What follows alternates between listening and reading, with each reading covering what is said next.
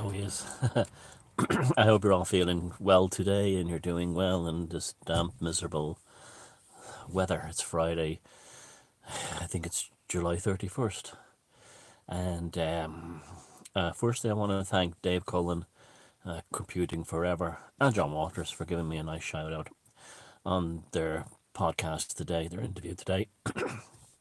And if you're new to the channel, welcome. And you might find that I'm slightly different, although ultimately I my whole trajectory is the the survival of the human spirit in all its forms, really.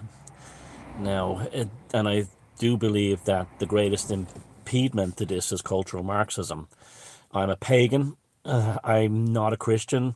I don't subscribe to Christian thinking, or I don't have a problem with Christians who are nice people who don't impose their way on me, or Muslims or anything else like that. I'm quite in the middle of the road. I'm probably closer to an anarchist than anything else, and I'm not conservative. I'm not liberal. I'm not anything like that.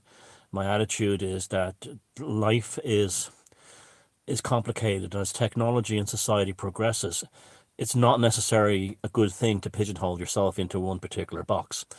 What happens is, as these fluctuations happen within the social and cultural dynamic, you'll often find yourself being confronted with challenges and situations where you're defending your position dogmatically, when if you didn't have this badge or label that you were hanging on to in the first place, you wouldn't be in a position to do that. And this is comes out of the world of chaos. It really comes out of the world of chaos magic in the 1970s, where there was a belief that the discordant movement, people like Robert Anton Wilson, I'll tell you a bit more about this later on. Robert Anton Wilson believed that you could actually change reality by changing how you speak.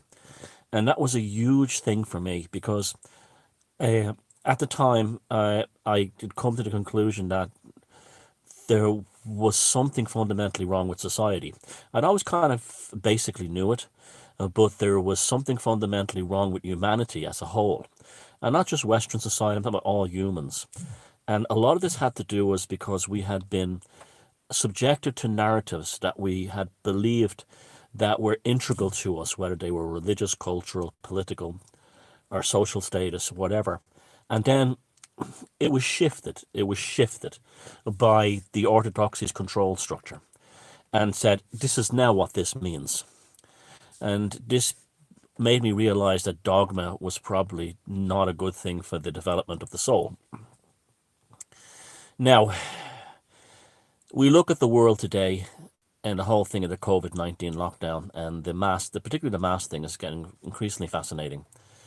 The reason why so many people acquiesce to this is because they're terrified. And the reason why they're terrified is because they have had their souls, they've had their spirituality taken from them. Now, let me explain this to you. We had a situation up until quite recently whereby we had constant bombardment by the likes of Richard Dawkins, scientist talking heads, you know, celebrity atheists like Ricky Gervais, telling you that there was nothing more than this reality. There was just this massive amino acids, proteins, and minerals and electrolytes, and that's all there is to it. Okay, and you've only got this one shot, and that's the end of it. And there's no further meaning to it. Your consciousness is something that lives inside your brain, and it's directly a product of your neurology. And that's it. This is your one shot. Now, as a result, they basically took away people's spiritual identity. Now, when you take away someone's spiritual identity, and it's very easy, it was very easy for them. All they had to do, and say in the case of Ireland, was to point to the abuses by the Catholic Church. How could you do this? How could you continue to support these people and believe in this stuff if they have Magdalene laundries in industrial schools and did these kinds of things? And it was very easy to get a generation to say, you're right, they were all hypocrites and pretty horrible people. And you do the same with everyone else. You point to the Middle East, and you look at the Middle East, and look at all the sectarian wars. Jews and Muslims are killing each other in the Middle East. Look at the history of the world. Crusades, etc., etc., etc. And then large numbers of peoples gave up on on basically Judeo-Christian Abrahamic religion. Predominantly Christians gave it up. And what happened was they threw the baby out with the bathwater. Because coming from a pagan point of view, what happens in the Middle East is irrelevant to me. And I'm going to talk, this has been part of the gaslighting that's been going on. Now, I'll give you an example of how this. Well, so what happened was the baby was thrown out with the bathwater, right? And so suddenly people have, oh, I've no spiritual identity. You know, there's only entropy. That's it. I'm just entropy. That's what people think. I'm just entropy, and science proves it. Okay. Yeah, science does prove entropy as a fact. It exists. Yeah. Okay. Just like just like more or less the theory of evolution is more or less, yeah, bang on, I agree with that. But it's not the full story. Now, you have a situation then where you live in fear of dying more than ever. Because where your previous generations might have said, if they were a Christian, they'd say, well, I'm going to go to heaven. If they're a Hindu, they'll say, well, I'm going to be reincarnated, and so on, whatever the religious thing was. But when you have people told that there's nothing after this, you put them into an extreme fear of death and dying. And then they will do anything to stay alive. And that's the reason why they're all wearing the face mask and in terror. When I walk into the supermarket and I see the people who are wearing the face mask and look into their eyes, what I see is fear. I see fear in their eyes. And I'm not going to say it's a good yardstick. I won't say this because it's actually very chauvinistic and exclusive. But let me put it this way. It's a pretty safe bet that the ones who are not wearing their face masks are the ones who still value their souls. Because they're not terrified of this one mortal shot at life and this one mortal existence. And that's, as a pagan, I've been saying to people, yes, there's horrible things were done by the Catholic Church. There's horrible things done by Islam, horrible things done, you know, they have Judaism, things like circumcision and the treatment of women around their periods and stuff in Orthodox Judaism. And but you can leave that and go back to the religion before that. There's no rules. And so, you know, it wasn't an evangelical thing. I was saying, hold on a second, don't throw the baby out with the bathwater. Don't do that. Okay? Because what happens is when you do that, you throw away your soul. But if you cling to something like, okay, I don't have to believe in organized religions, the Abrahamic religions, but I do feel there's a spiritual destiny to me. You're okay. That there's something more than this. But they didn't do that to most people. They have most people terrified. And that's how they get them to wear the mask and got the whole world locked down because of a virus. This is not something that happens overnight. They've been working on this for a very, very long time, at least right back as far as the Frankfurt School. And it's the reframing, as Brian Gerrish at UK Column always says, the reframing of cognition in order to make you think and believe and do certain things. Now, my viewpoint in all this is not about politics. I have absolutely no interest whatsoever in a political solution. Absolutely. I'm not saying there's anything wrong with those who do, but that's not me. I'm not here for that reason. So I don't have any interest in running for election or, you know, or supporting a political party or anything like that. This is purely me just talking. You know, I'm just a pundit. I'm not. This is not a manifesto, but it's a way that's allowed me to enjoy my life. And I think a lot, you know, even with the COVID thing then, I did have a few days of the blues. And the reason why I started making these videos from the moment this crisis began is because of a woman from Scotland I know who was taking the whole lockdown very bad, and I was afraid she was going to kill herself. And she was suffering from really bad depression. And that was what really inspired me to do this. And because I started to realize there's probably loads like her who are feeling isolated and frightened and terrified. And so here we are. That's why, but in terms of anything else, yes, these things are important. The gaslighting thing. Yeah, the gaslighting thing is enormous. Now, I wrote a book nearly 11 years ago now called Puzzling People, The Labyrinth of the Psychopath. And I don't know if I brought the terms gaslighting into popular usage, but it definitely. Well, I've introduced it to a fair amount of people, but I think it was generally gaining traction anyway. But it is exactly what's going on, and when you understand this, you're less disturbed by it because you realize what the rules of engagement are. Now, I'll give you an example of how you cannot appease this system. I hear people say, well, if we meet them halfway, if we win the people, oh, no, you will not win that way. Here's a classic example. Madonna. I'm a big fan of Madonna's music, have been from day one. I'm a big music fan anyway, and I like pop music just as much as anything else. And Madonna has basically been the queen of political correctness and wokeness, as it's called now, for 3 decades or so, okay? The darling of the liberals and the lefties. She recently turned around and promoted alternative cures or alternative therapies, whatever, for COVID-19. Suddenly, the pitchforks are out. So, after 30 years of her advancing the cause of social justice in the liberal world, all she had to do was deviate 1 degree from the half a degree from the narrative, and she is being savaged. As by now, you have like gay newspapers savaging her. Now, this is because the people who run these gay magazines like Pink News are not representing gay people. They're representing cultural Marxism. You have to remember that if you're a gay person, remember this. The gay media does not have your life as a gay man or woman in mind. The political narrative is far more important than what your sexuality or what your lifestyle, etc., means to you. It's not important to you. This is the thing you must remember when you're dealing with these things, is that they don't care about you. Okay, you saw that today at Madonna. She spends she's the #1 selling female recording artist of all time. She has spent over 3 decades pushing political correctness. She simply mentions that she supports alternative therapies for COVID-19. And now she's, like I said on the other video, the polemic. She's suddenly the enemy. Now she's suddenly the enemy. Okay? And she will never come back. Now what this tells you is you're dealing with a psychopathic institution. She can apologize, but it won't be enough. She'd be expected to do much more.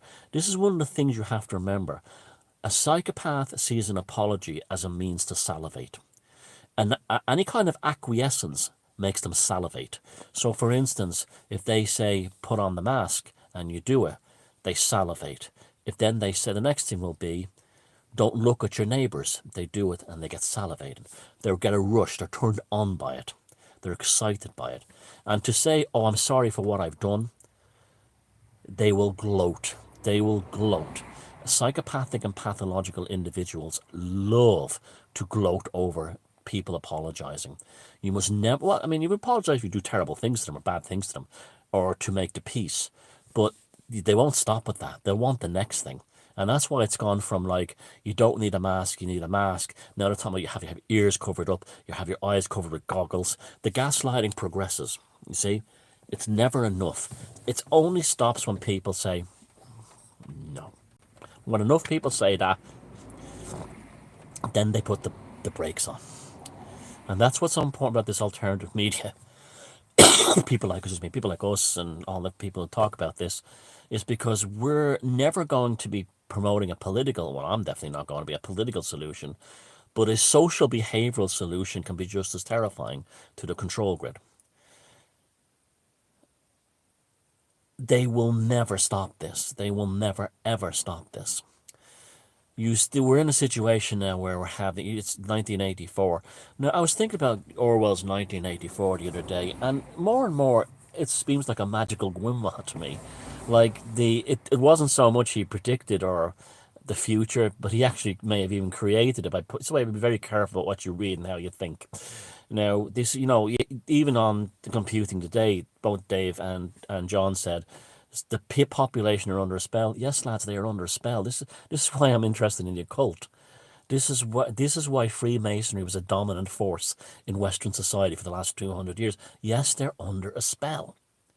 That's literally all a spell is the changing of their cognition in order to acquiesce. Black magic is just getting someone to do what you want them to do, not necessarily against their will, but by gaslighting is one way, and mind control and brainwashing them is another. And that's That's real. That stuff is real. It's not hocus pocus, and by any count, it is the changing of reality. And this is, people say, well, Thomas, why are you interested in, why'd you write a book on sorcery? Why are you interested in magic? Because that's what's been used on us, my friends. And if my enemy is coming with me towards me with a T-34 tank, I'm not going to be standing there with a slingshot saying tanks don't exist, because I know enough about psychology and Jungian psychology to know that the the changing of a person is a lot easier than what you have to than you think it is. You don't necessarily have to waterboard them. As you know, my attitude to all this is I believe a second Renaissance is coming. And we're at the end of a second Middle Ages. And you look at the similarities are all there. But a, a part of change, my attitude is let's create a parallel reality. Let's, you know, look around you. There's millions who are never going to change. Okay? It's like in a bad relationship. There's a point where in a bad relationship where you say, in a romantic relationship, a friendship, you're saying, this is not working for me. This is not good. This is not healthy for me or the other person. And you get out. My attitude is like that. We're having a divorce from the control grid. The control grid is extremely pathological. Now, that doesn't mean we attack the government, we stop using government, we even have any problems with the government. You can continue to exist in society. But what you have to do is to change your consciousness. And a huge part of that is the use of language.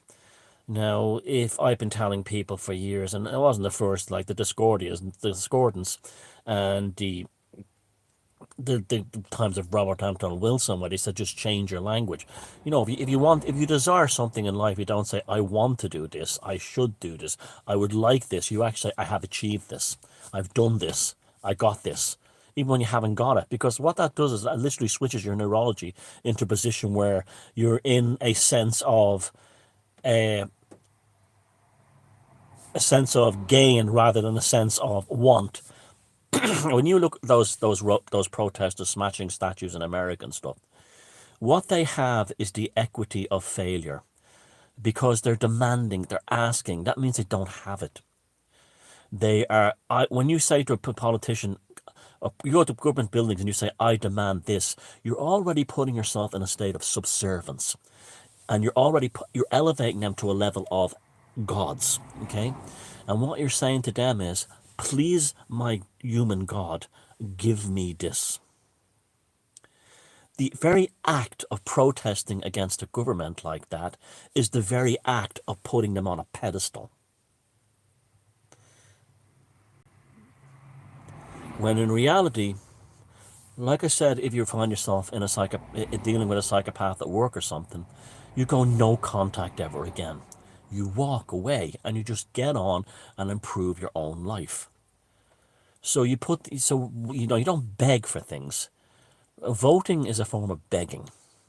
It really is, and it's where you gain things in your own. And when all these protesters for smashing statues that you see all over the world, what they're saying is that we're at the bottom of the barrel, and there better be things done. Because a person who's not, like, if you were, let's take the body politic, let's take the body mass of, say, something like those people smashing the statues, right? If you were to take that from the macro level down to the micro level to an individual, you would have someone who was extremely dysfunctional and suffering from incredible low self-esteem, lashing out. And that's what you're dealing with in those things. It's low self-esteem, where someone who's in control of their life and has a sense of, you see injustices, you see things that are wrong.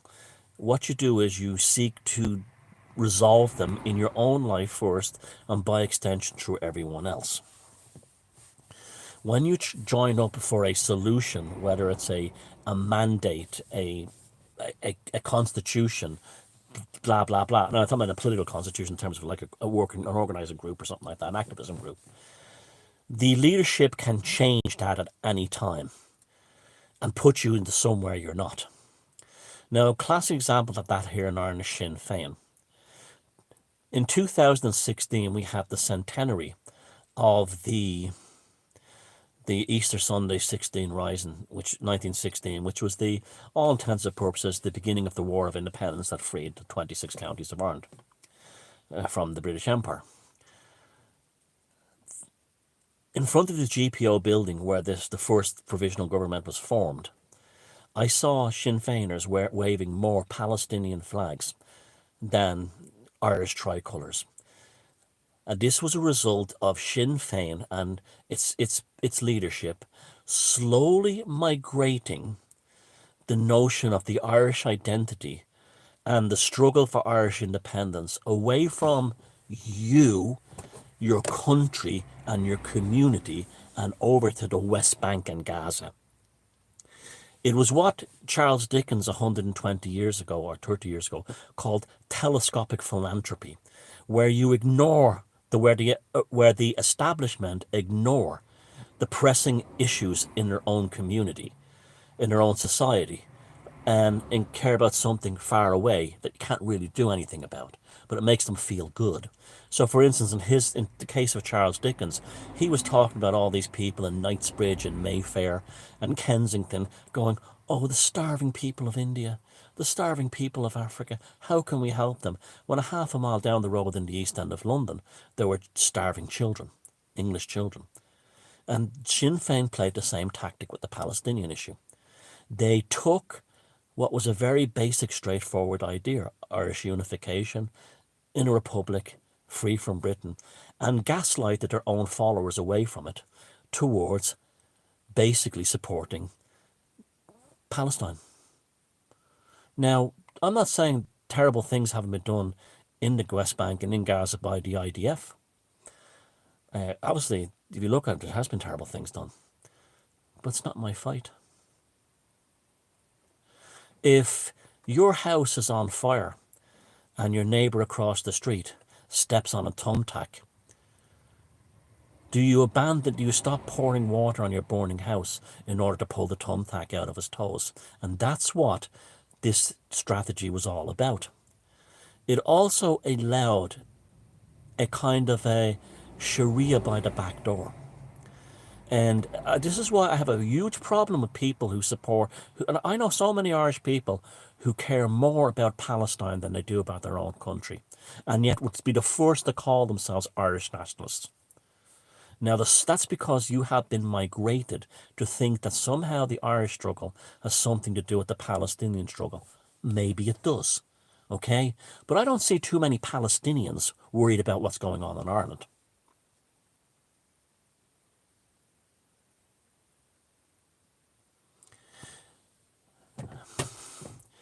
Again, I'm not a fan of Israel. I'm not a fan of the Middle East. Well, it's not my fight, not my story, not my country. I'm much more concerned about what's happening to people in the north of England than I would be in the Middle East. But I wish the people in the Middle East, both the Jews and the Christians and the Muslims, well. I hope they can solve their problem out. I'm not going to solve your fucking problem. That's not my job. And by extension, I'm not going to. No, so those same people who, you see the hypocrisy. Now this is how I've been hexed. I know Irish nationalists who probably marched in the 1916 parade in Dublin in 2016, holding Palestinian flags, who were disgusted about the Eid festival going on in Croke Park. Hey, this is called piecemeal gaslighting. You were led to that. You were led to this. Slowly. The concept of Irish independence is very simple. Ireland, free from British rule completely, as a united nation, as a unified island with whatever kind of government. End of story, right? That's very simple. Why was Palestine brought into it? You see how it works. Instead of the people within Sinn Féin saying, oh, hold on a second, no, yeah, it's terrible what goes on in Gaza and the West Bank. But no, the pressing issue is the unification of this country as its sovereign nation. Here's your Hamas flag. It doesn't happen by accident, and it doesn't happen by osmosis. It happens by plan. It happens by planning. And you cannot, this is the same thing with the religious thing.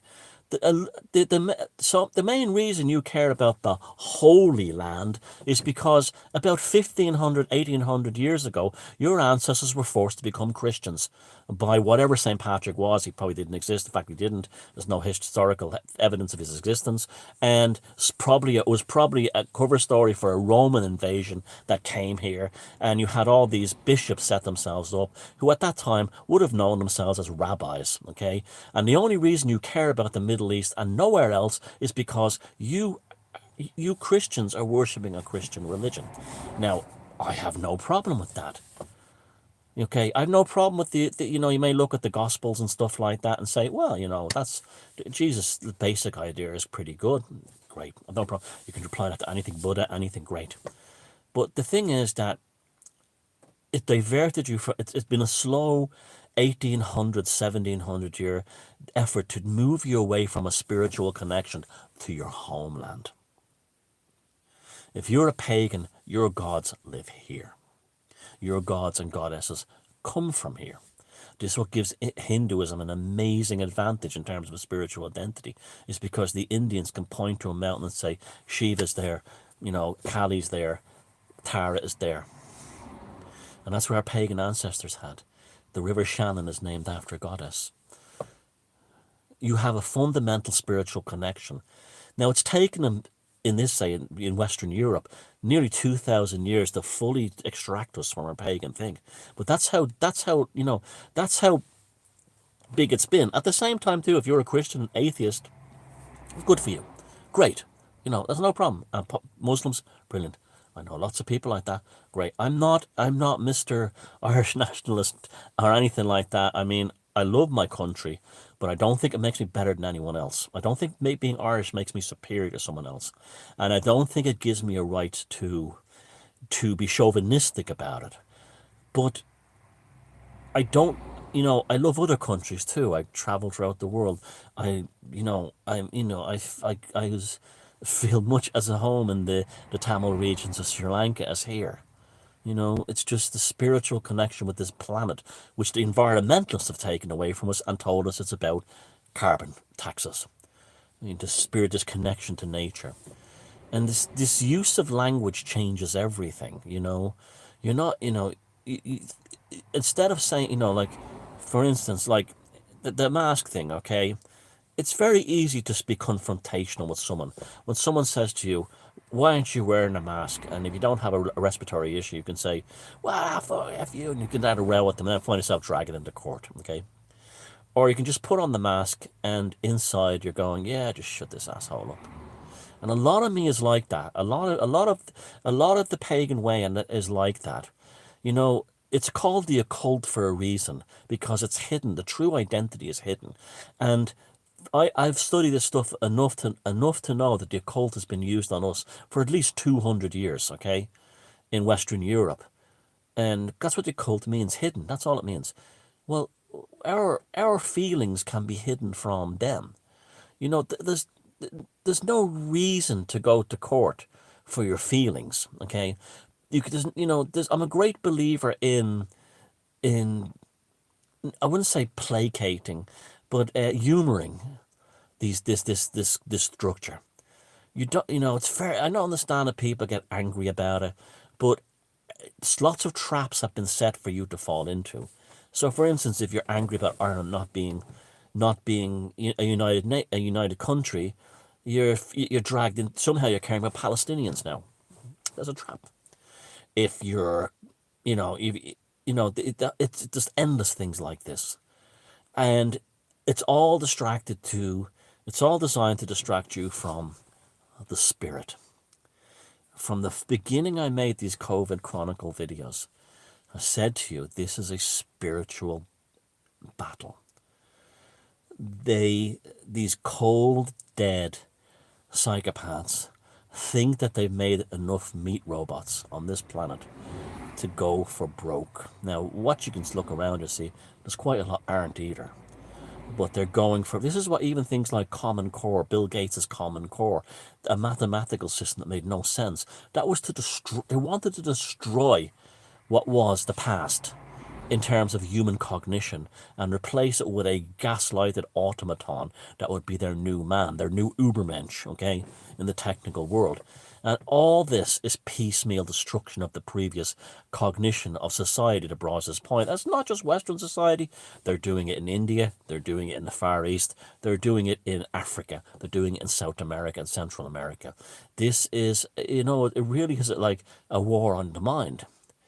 And they tell us that, oh, it's for greater inclusion and diversity around. And you'd say to yourself, well, I don't have a problem with that. I mean, you go to places around the world, like where there's diverse populations and they're quite vibrant and colourful. But that's not what they're talking about.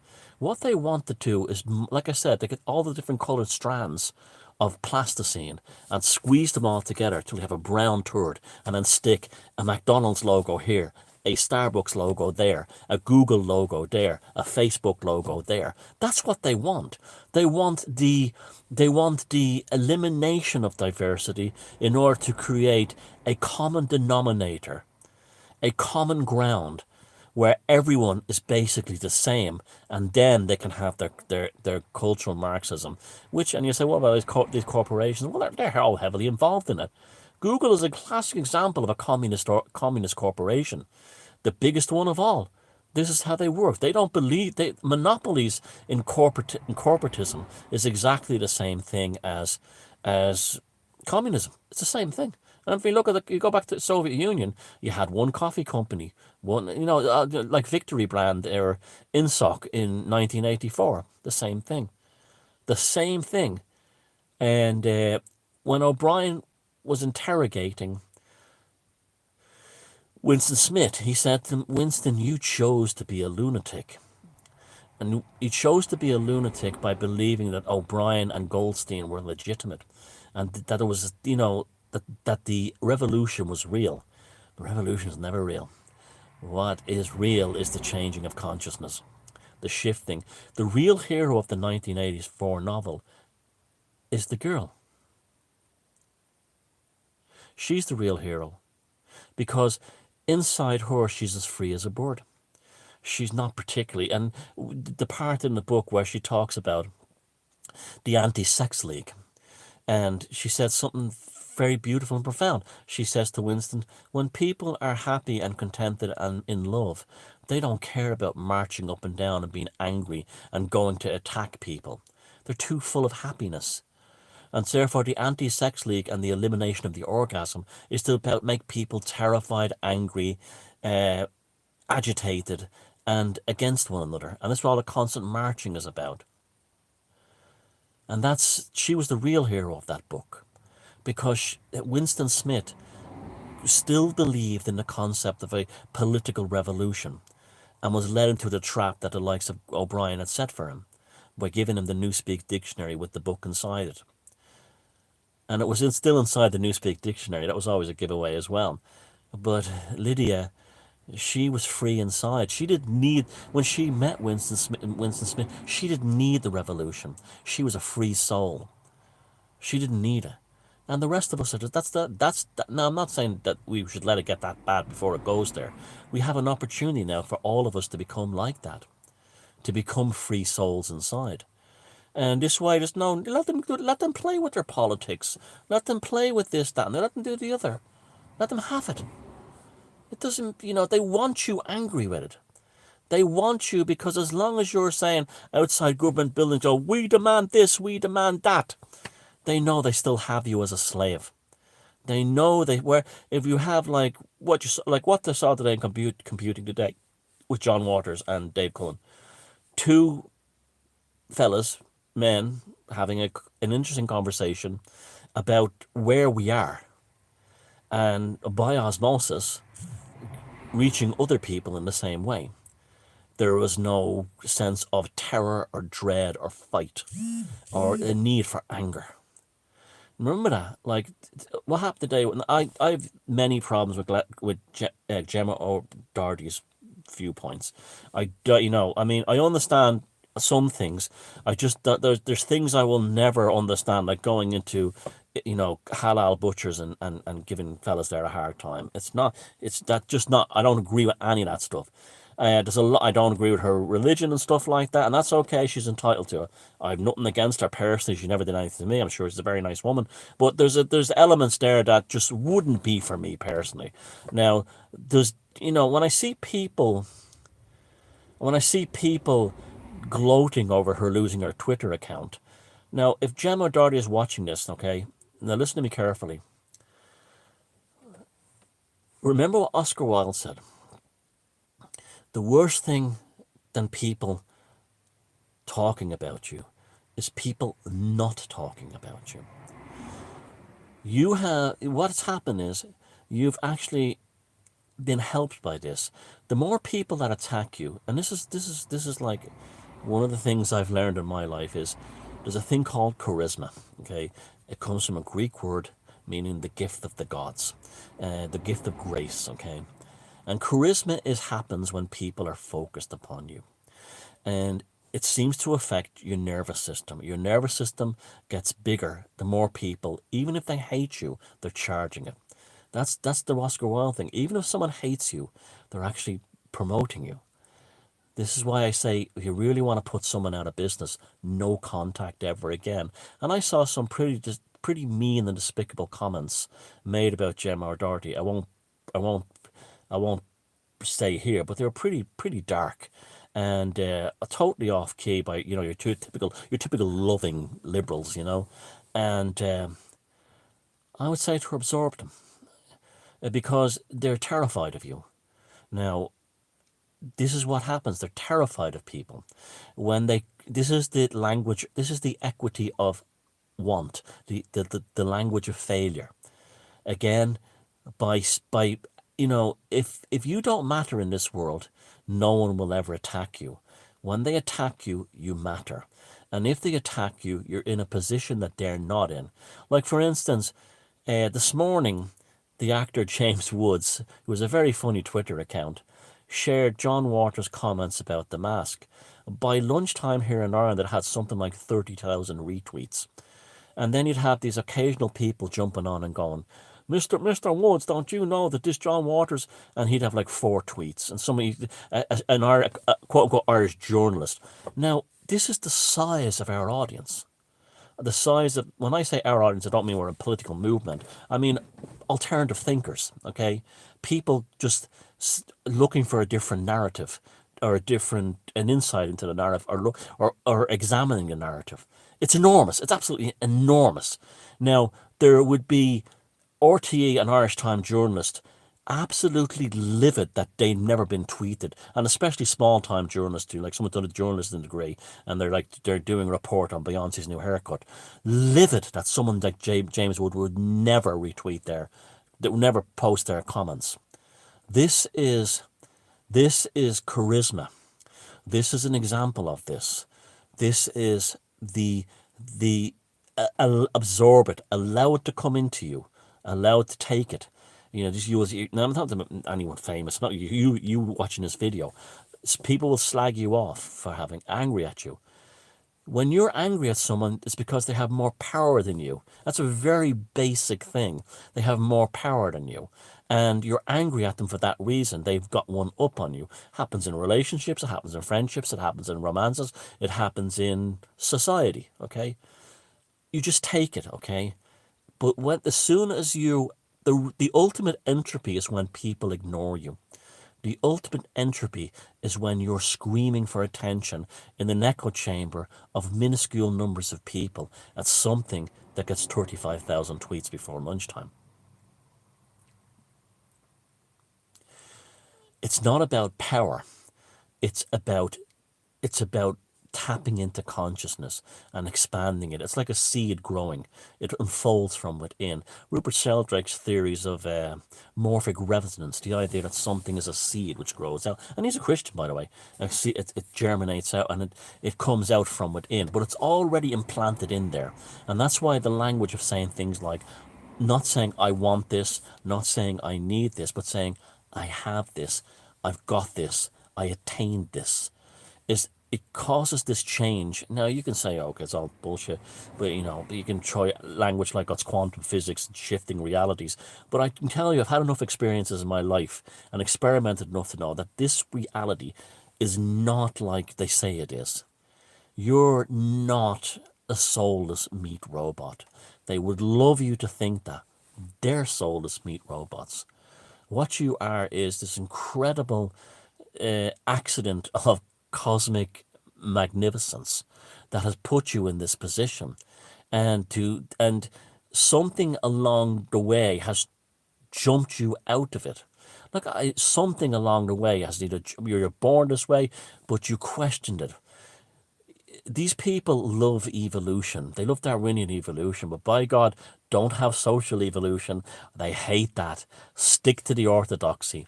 And this is what I find about the so-called resistance, the liberal resistance.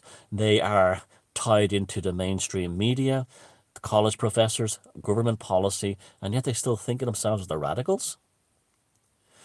That's the real entropy. That's the real entropy. And the reason why they have a visceral hatred of people like us is because we're evolving.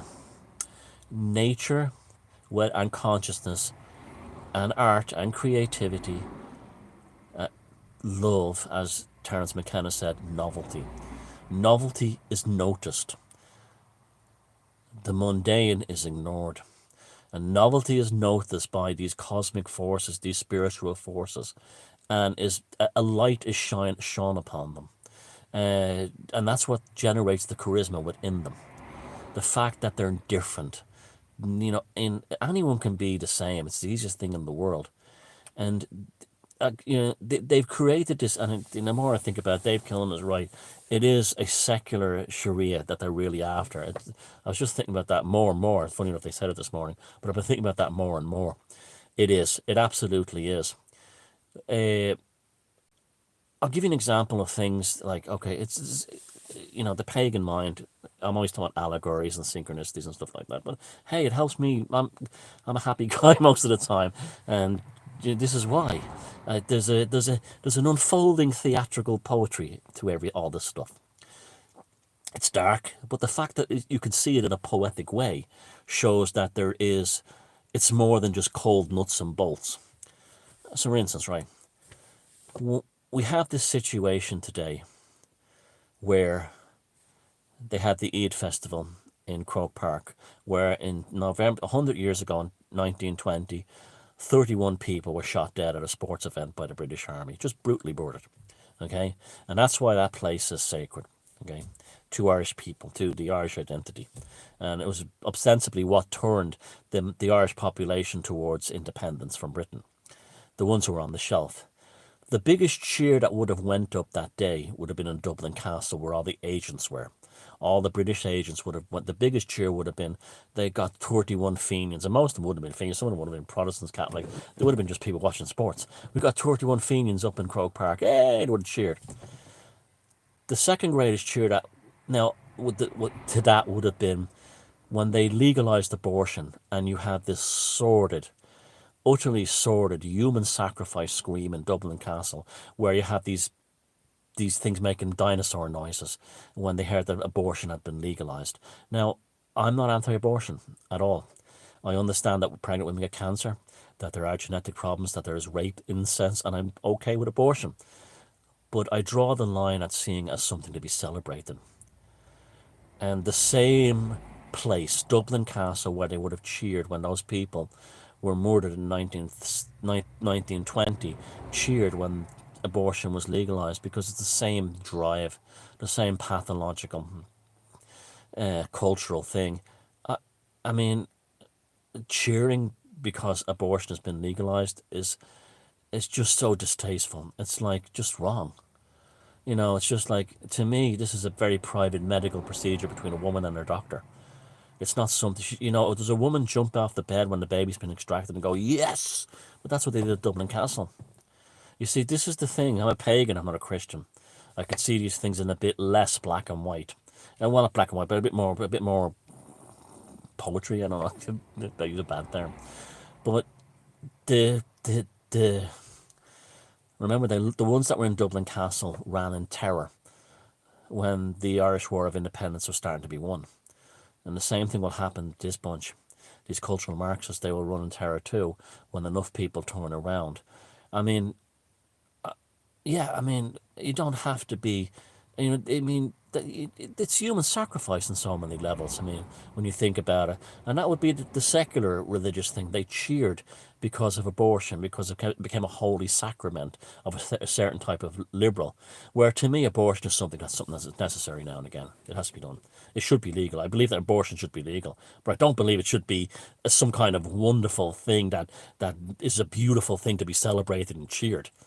It's just not. It's just not. It's a very sensitive and intense matter. Now, being a pagan, I believe in reincarnation, so that the baby is not destroyed, the soul comes back in something else. And finally,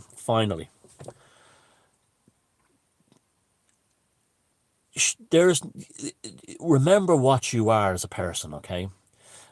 This is the thing. This is what they've done to people who are wearing the mask and terrified at home. Is they made them terrified of dying, and the fact that the priests don't even give them the last rites now because the priests are afraid of dying. They don't believe in God anyway. No, that's the Catholic Church's joke now. You cannot even, in any sense, even defend it. But that they won't even give the last rites to people. But they did this to us in the famine as well. That's what. Just read about the history of the Catholic Church in the famine. The only time they got involved was they were relied when the Irish were going to Americas to get open new Catholic parishes. Otherwise, they just left them to die. But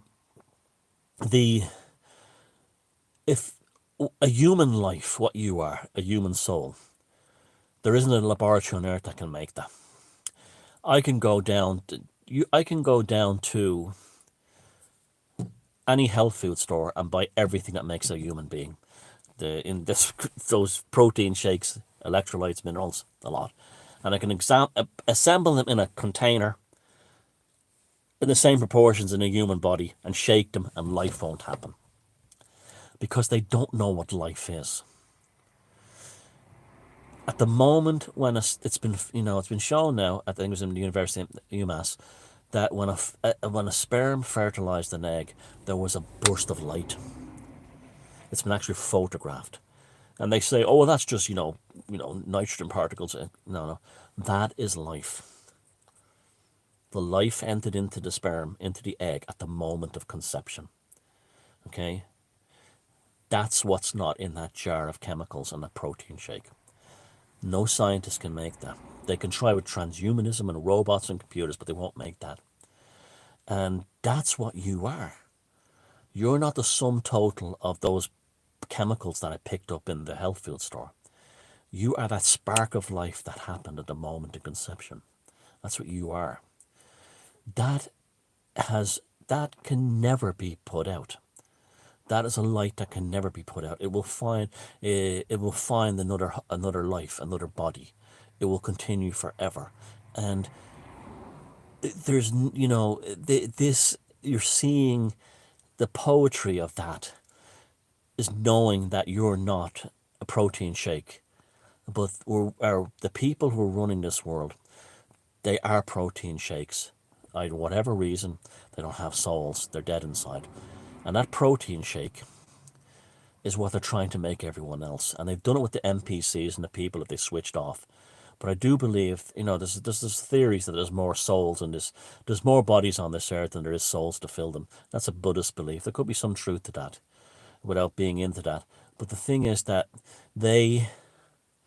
that power force that you are is beyond all this other stuff, way beyond it. And the thing is to make people know that they're the same way too, that they're more than just the sum total of biology and neurochemical and electrochemical and other elements to their existence. That they're more than that. And just by knowing that, you're already in a state of winning. Okay, so you're already saying, these politicians better do this for me. If they do it and you want to, good. If they don't, so what? The thing is not to beg. The thing is not to cause trouble. I'm a very great believer in not causing trouble in terms of looking for aggro with the system. I'm a very firm believer in it's like, all right, lads, good for you. I'm off to the pub. I'm a very strong believer in that. Uh, that's my attitude towards it, and that's not running away from the problem. In fact, it's quite the opposite. It's not feeding the problem. It's not feeding the problem. There's lots to be hopeful for. There's lots to be cheerful for. Right now, what you're witnessing is a calendar event of a timeline. But things do change. The world changes, people changes. Things come and go in cycles. There are greater forces at work here than the follies of politicians and globalists. And always the most important thing is not to lose sight of that. Not to say to yourself, what is now will be like this forever. They implement, they brought the lockdown in part of England again. But it's not going to be forever. Yes, they're gaslighting. Yes, they're playing at people's heads. Yes, they're trying to reframe population. To a degree, they're successful. But as long as that spark of life always appears at the moment the sperm enters an egg, they'll never ever be able to take that away. That's always there, and this is the thing. This is the thing to always remember. And you could say, oh, well, I have my faith in my religion. Good for you, but don't be pushing on others. I'm a pagan, but I don't go around telling everybody you better be a pagan like me. I couldn't give a shit what you are. I couldn't give a shit. It's your own business, but just don't try to convert me. And that includes you atheists, who are the biggest Abrahamics of them all. So it's it's very easy to feel downhearted. But all I know is that, like, uh, if they did, the end thing is, if they didn't care about you, they wouldn't be bothered. It's as simple as that. And they're bothered because you're a bother. That's it. And the reason why you're a bother is because you're a soul and not a meat robot. Take care.